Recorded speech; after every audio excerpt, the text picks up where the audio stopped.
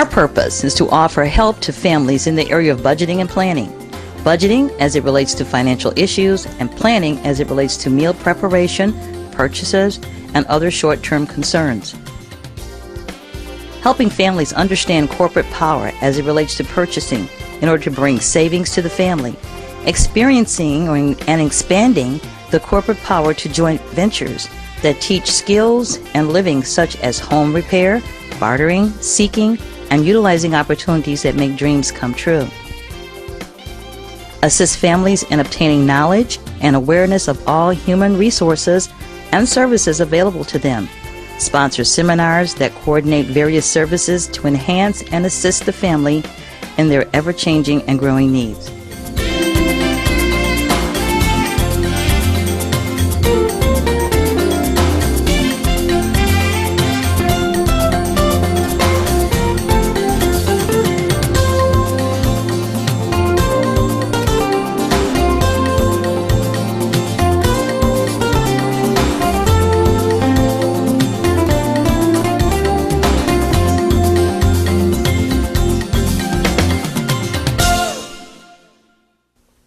Hi, my name is Karen Cheatham, Secretary-Treasurer of S.I.A Corporation. We are home-based in Muskegon, Michigan, but our outreach reaches beyond the state of Michigan.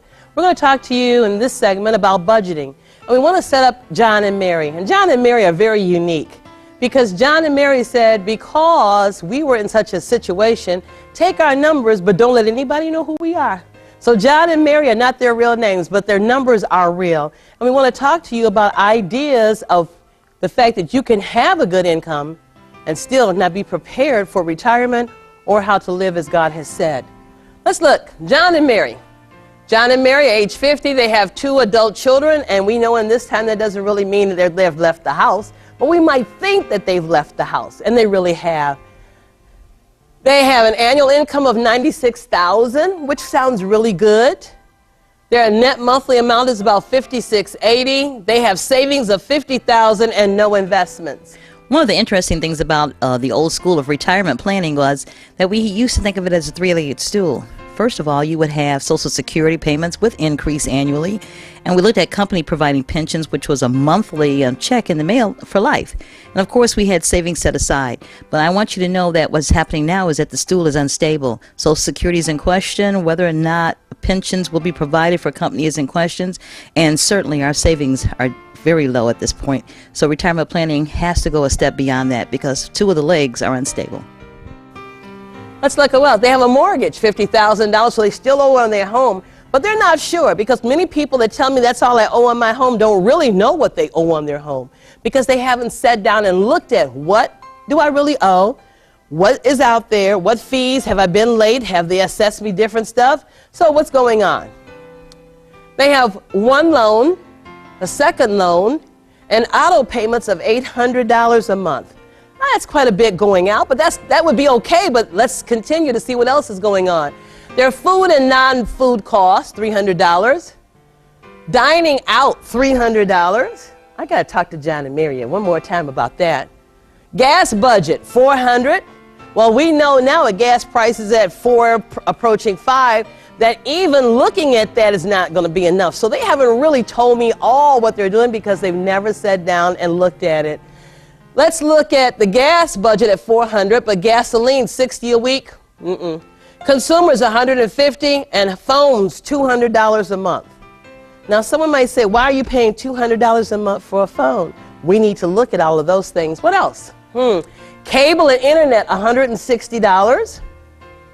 Miscellaneous, that means $230. They don't even know what they did with it. It just kind of just left. And John and Mary both like to have about $200 in their pocket when they walk around. This makes them feel good to have that kind of money, but they don't know what they do with it. But at the end of the month, they don't have it. Newspaper, $12, dues and fees, $60, and some credit cards. They pay $315 a month, but the interest is $292. So by them paying interest at $292, not a lot is going on those bills. And so they're really paying interest on interest, and if they don't pay it on time, you've got late fees, and if they go over the limit, you've got over the limit fees. So they really don't even know what their balances are on their cards when we talked at this time. J.C. Penney, $3,000. Sears, $1,000. Macy's, $2,000. Visa, $3,000. Chase Gold, $5,000.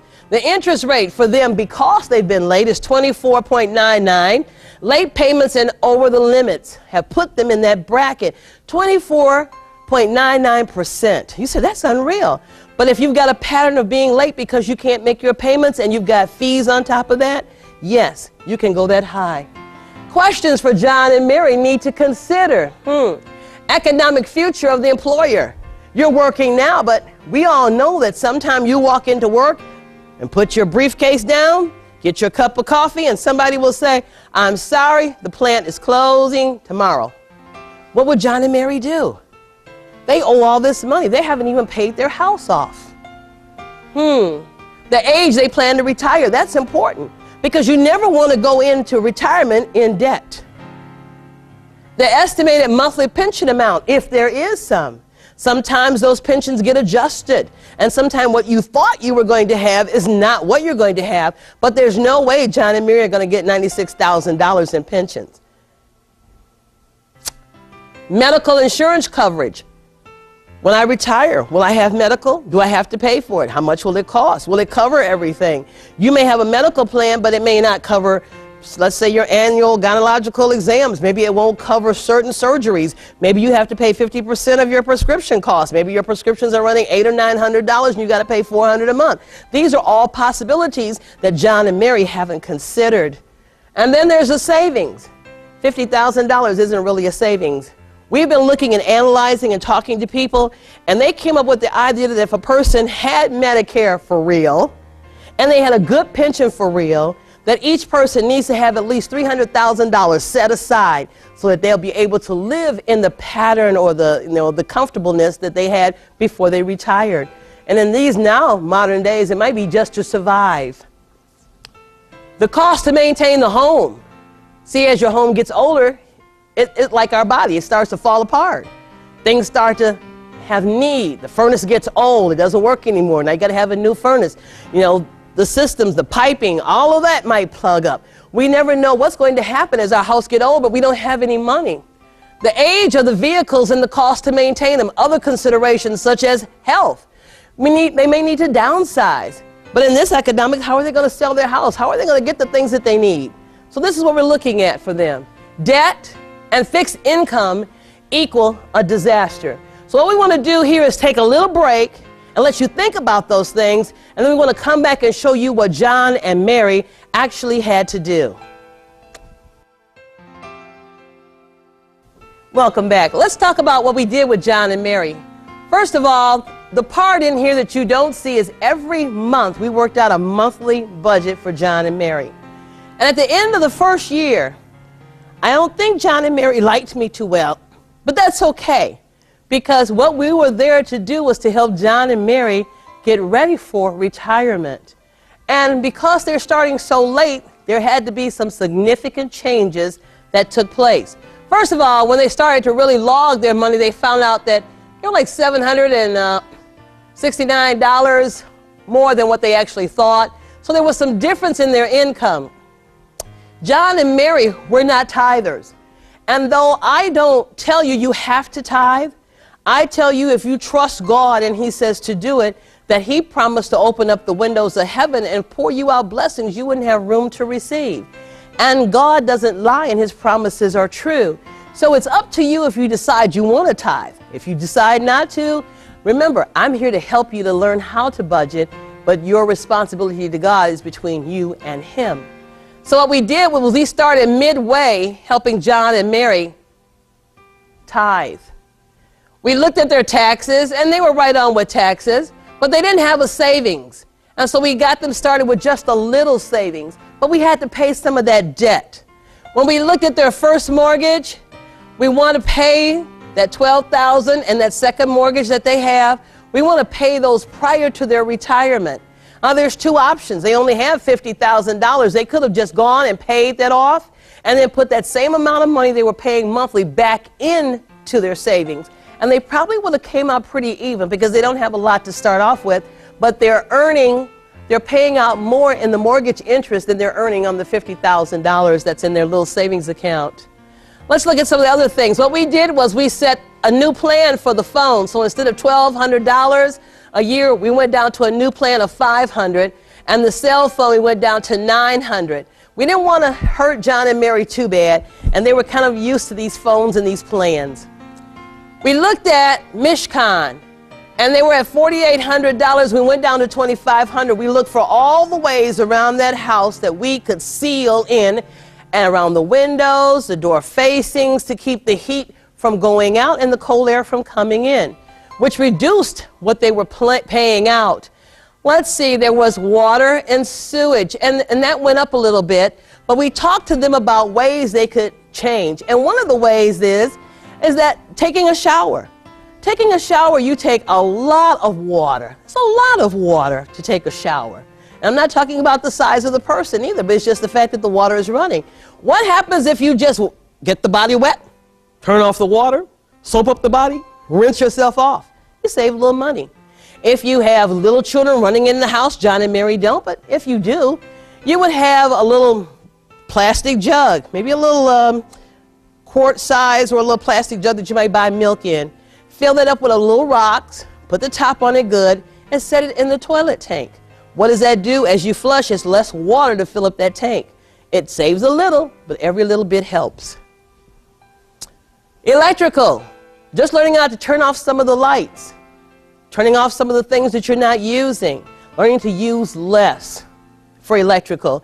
You know, changing the bulbs and having less wattage, and some of them brought it down. Taxes and insurance were built into their mortgage. And then you do that, you realize that all your payment that you send in, they're going to take out your escrow for your taxes, escrow for your insurance, they take out the interest, and what's left over goes on the principal. If you could ever get John and Mary, and we talked about that, getting so they pay the taxes and the insurance, that would help drop that mortgage actual principal costs down. Auto payments. The auto payment, we actually helped them pay that off. So they got that auto payment paid off that first year by doing some things differently. The car insurance, there's 2 cars here, and we talked to them about shopping around. Don't be afraid to shop for insurance. That's the first thing is, well, we've been with this company so long. Well, you've been with that company so long, they may not be looking at some of the things that would help reduce your cost. So you need to shop around and look, and then see if there's anything that can provide you what you currently have at a less price. Gasoline for both cars, $36. We talked about travel plans, and we talked about doing the zero. Making a zero, when you leave home, you plan where you're going to go, so when you're done at the end of the day, you're back home. So what does that mean? That means when Chiquita and Shaquita and Shanika and all them people call and say, come get me, and you go here and there and here and there, guess what? You waste gas, and they don't have gas, and they don't have a car. So they have to either be on your circle or they don't get picked up. And that's how that goes. That's a little hard, but they'll learn. What else goes on? Food and non-food. We talked them into doing meal planning. And what that does is you sit down and you plan. You start off by planning for a week. And in some of our seminars, we talk about meal planning and show you some strategies. But let me just give you a couple of ideas. For a whole week, you plan on what you're going to eat. Breakfast, lunch, and dinner. And if you do breakfast, lunch, and dinner in a plan, what you do is you now shop to buy just what you need in order to fulfill that. So the first week you shop and you say, I'm going to have maybe a sloppy joes today, maybe a meatloaf, maybe we'll have sliced ham, and you put this all down, everything you're going to need for 3 meals. You only buy those things. And I want you to learn a couple of things. Never shop if you're hungry, because if you go in the store and you're hungry, you tend to buy more. Have your list together. Do not be confused by those signs that say for sale, sale items, buy one, get one free. You need to look at how many ounces, the packaging, if it's full, if it's not. And here's another thing that I observed, and it was kind of funny to me, but not necessarily is as economical. A sign for macaroni and cheese, it said 5 for $1. But on the shelf, it was only 17 cents a box. So 5 for $1 wasn't a sale. But more people shopped and got that than they looked on the shelf. People don't like to reach, they don't like to bend. Things that are even with you tend to cost a little bit more. So you have to be, if you're planning your meals, make sure you got your list, and don't be confused by what the sale said. If it's not on your list, don't worry about it. Dinner out. They had to conserve.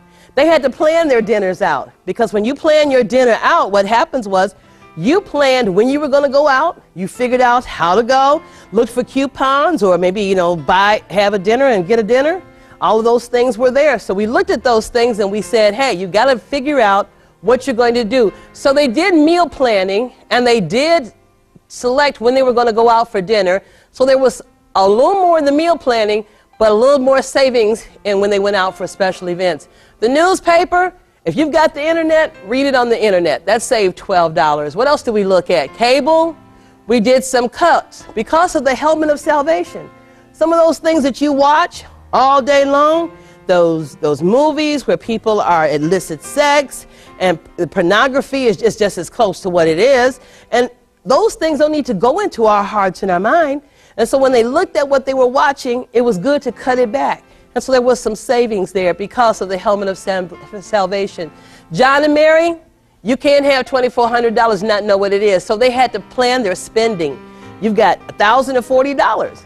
You've got kids, you've got birthdays, you got to take it out of that money because you just can't continue to do what you're doing. That was kind of harsh, but we left it at $1,040 because we knew when we come back next year, we were going to cut it even more. JCPenney, we were able to pay it off in the first year. Kmart, or Sears Roebuck as is known, we were able to pay that off. We were able to pay Macy's off, and within the next year we would pay off Visa and Chase. And so all of those credit cards would be paid off. We decided to keep one credit card in case of emergency, and it had to be emergency, not urgent, not I want to, but emergency. And then we had a card cutting party. We did not cancel the cards. We left them on there because it kept our credit scores. If you take them all off at one time, the score would go down. So we left them on there for a while. Eventually, we'll take them away. But for right now, we just cut them up, and they maintained one.